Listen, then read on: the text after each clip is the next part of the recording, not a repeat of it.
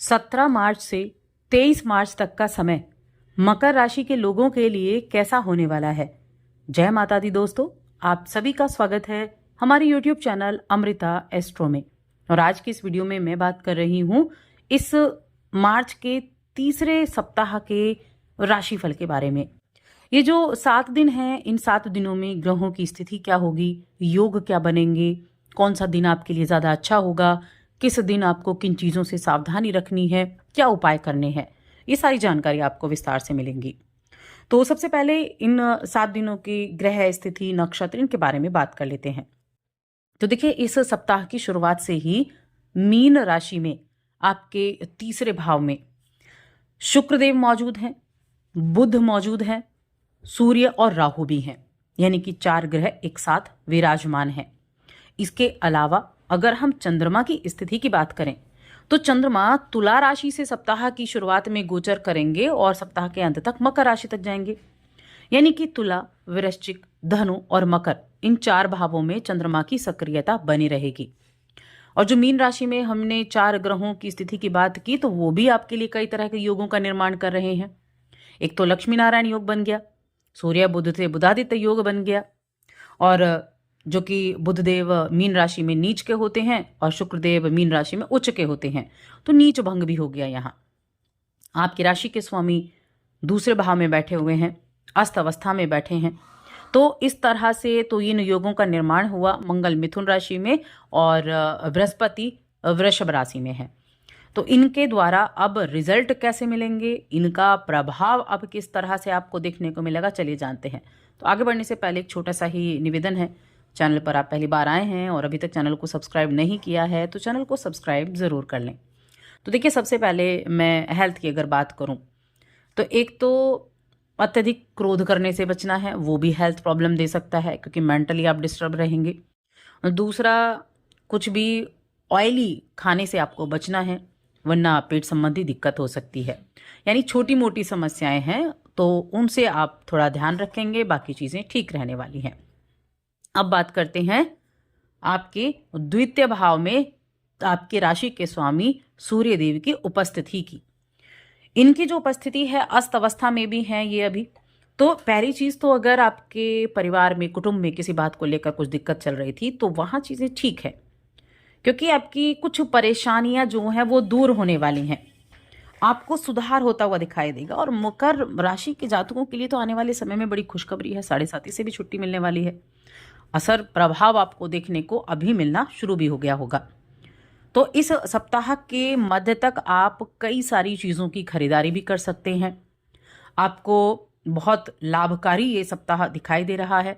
जब सप्ताह की शुरुआत होगी तो आप देखेंगे आपके कार्यों में तेज गति है, बड़ी तेज गति से आपके काम चलेंगे, भाग्य का भरपूर सहयोग भी प्राप्त होगा और आपके जिन कार्यों से आप जुड़े हैं उन कार्यों में सफलता भी मिलती हुई दिखाई देगी। कई ऐसी नई योजनाएं जो आपने बनाई वो भी फलदायी साबित होंगी। और जब मंगलवार का दिन है, मंगलवार की शाम से अचानक धन लाभ के योग बन रहे हैं। धार्मिक गतिविधियों में रुचि बढ़ती दिखाई दे रही है, अचानक से लाभ होगा, मन धार्मिक कार्यक्रमों में भी लगेगा। आप किसी ऐसी जगह भी सम्मिलित हो सकते हैं, धर्म से संबंधित हो, और आप समाज में आपकी प्रतिष्ठा में भी वृद्धि होती दिखाई दे रही है। कई तरह के प्रभावशाली लोगों के साथ संबंध भी आपके मजबूत होंगे और सप्ताह के अंत में इनकम के सोर्सेज भी आपके बनने वाले हैं। तो इनकम आपकी ठीक ठाक रहेगी, आपके परिवार का पूरा सहयोग भी आपको प्राप्त होगा। कुछ यात्राएं होती भी दिख रही हैं, ये यात्राएं शुभ भी रहेंगी और यात्राएं लाभकारी भी रहेंगी। तो काफ़ी अच्छा है, जिन कार्यों को सोचकर चलेंगे उनको पूरा कर पाएंगे। करियर हो गया, कारोबार है आपका, वहाँ भी जिन कामों को लेकर चल रहे हैं उसमें सफलता मिलने के चांसेस बन रहे हैं। देखिए, आपके घर हो या बाहर हो, दोनों ही जगह पर, यानी आपका वर्क प्लेस और आपका घर, दोनों ही जगहों पर आपके शुभ चिंतकों का सहयोग आपको प्राप्त होगा, उनका समर्थन भी मिलेगा। जिस भी क्षेत्र में पूरे मन से आप प्रयास कर रहे हैं, परिश्रम करने में लगे हुए हैं, उस क्षेत्र से आपको सफलता मिलनी तय है। ये आप मकर राशि के जातकों के लिए है, क्योंकि आपने जो परिश्रम अब तक किया है, जिस मेहनत से आप आगे बढ़े हैं, उसमें सफलता जरूर मिलेगी आपको। इस दौरान कुछ खर्चा भी दिख रहा है कि खर्चा भी होगा, लेकिन परिवार के लिए खर्चा होगा। और कोई भी विवाद अगर चल रहा था तो उसका संवाद के सहारे आप उसका किसी तरह का हल भी निकाल पाएंगे। तो यहाँ ये चीज़ें भी आपकी बनती हुई दिखाई दे रही हैं। इसके अलावा करियर में उन्नति है, एक अच्छा बदलाव कार्य क्षेत्र में है जो अच्छा रहेगा। अगर कार्य क्षेत्र में आप कोई बदलाव लेना चाह रहे थे, ऐसा कोई निर्णय आपको लेना था, तो निर्णय अच्छा साबित होगा। बिजनेस में भी सफलता है। अब स्टूडेंट्स की अगर हम बात करें तो बुद्धि के देवता उनके लिए छात्रों को मेहनत का फल दिलाते हुए दिख रहे हैं। सफलता ठीक रहेगी। और साथ में किसी भी कंपटीशन की अगर आप तैयारी कर रहे हैं तो उनको भी भाग्य का भी सपोर्ट मिलेगा। और उस कंपटीशन की जो आप अगर कोई किसी तरह की परीक्षा में सम्मिलित होते हैं तो अच्छे रिजल्ट मिलने की संभावनाएं दिख रही हैं। भाग्य का साथ मिलता हुआ दिखाई दे रहा है। रिश्तों की बात करें, वैवाहिक जीवन हो गया, प्रेम जीवन हो गया, तो प्रेम जीवन में एक तरह से ये सप्ताह किस्मत लेकर आया है। आप इस दौरान अपने प्रेमी प्रेमिका इनको परिवार से मिलवाने का फैसला कर सकते हैं और संभावना है कि थोड़ा ना नुकुर के बाद चीज़ें सामान्य हो जाएं। और वैवाहिक जीवन की मैं कहूँगी बहुत ख़ास दिनों में से एक रहेगा। आप एक दूसरे के साथ एक आत्मीयता, एक गहराई का अनुभव कर पाएंगे। एक दूसरे का हर कदम पर साथ देते हुए भी आप दिखाई देंगे। तो वहाँ भी जो चीज़ें हैं वो काफ़ी बेहतरीन होती हुई दिखाई दे रही हैं।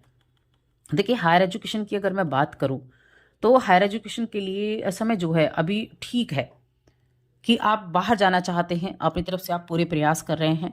तो इस सप्ताह के बाद का मैं कहूँगी, देखिए प्रयास तो आपको अभी करने होंगे, लेकिन आने वाले समय में उसका रिजल्ट आपको अच्छा देखने को मिलेगा। और जो लोग अविवाहित हैं उनके लिए मैं कहूँगी नई शुरुआत करने का समय है। सकारात्मक रहेगा आपके रिश्ते के लिए। और कहीं घूमने की प्लानिंग भी आप कर सकते हैं। अपने जीवन साथी के साथ कहीं घूमने के लिए आप चले, या अपने पार्टनर को कोई खास अवसर आने वाला हो उसके लिए सरप्राइज देने का आप प्लान कर सकते हैं। इस तरह से चीज़ों को मैनेज कर सकते हैं। तो संबंधों में यहाँ मिठास बनती हुई दिखाई दे रही है और लव लाइफ भी काफ़ी खुशनुमा रहने वाली है। और इस समय अवधि में अगर कोई कोर्ट केस वगैरह चल रहा है तो उसमें थोड़ा टाइम अभी और लग सकता है। उसमें जो है अभी आपको थोड़ा टाइम का इंतज़ार करना पड़ेगा। लेकिन हाँ, आप बहुत सी ऐसी परोपकारी गतिविधियों में शामिल ज़रूर होंगे जो आपके मन को संतुष्टि देने वाली होगी। अब हम उपाय की बात करते हैं। क्या उपाय आपको अच्छा लग रहेगा, क्या उपाय आपको करना चाहिए। सबसे पहली चीज़ तो अपनी माता को कुछ ना कुछ उपहार के स्वरूप भेंट जरूर करें। कुछ भी आप दे सकते हैं अपनी माता को, कुछ भी जो आपके मन में इच्छा है वो आप दे सकते हैं।